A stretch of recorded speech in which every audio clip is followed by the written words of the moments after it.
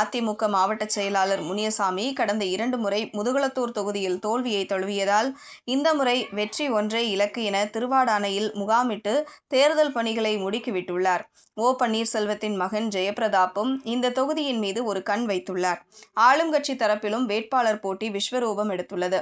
இளைஞர்களுக்கு அதிக வாய்ப்பு வழங்க துடிக்கும் உதயநிதி ஸ்டாலினிடம் இளைஞரணி சார்பாக திருவாடானையை தனக்கு ஒதுக்க வேண்டும் என்று இன்பராகு கோரிக்கை வைத்துள்ளார். உதயநிதியின் ஆதரவு இவருக்கு பெரும் பலமாக பார்க்கப்படுகிறது. அமைச்சர் ராஜகண்ணப்பனின் மகன் திலீப் தன் தந்தைக்கு முதுகுளத்தூரில் சீட் மறுக்கப்பட்டால் பாதுகாப்பான இடமாக திருவாடானையை கருதுகிறார்.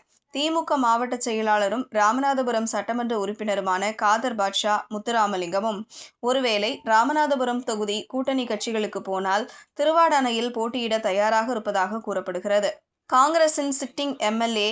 கரு மாணிக்கமும் மீண்டும் களம் காண தயாராகி வரும் நிலையில் லீமா ரோஸின் என்ட்ரி இத்தொகுதியை ஒரு பணபலமும் அதிகார பலமும் மோதும் மெகா போர்க்களமாக மாற்றியுள்ளது.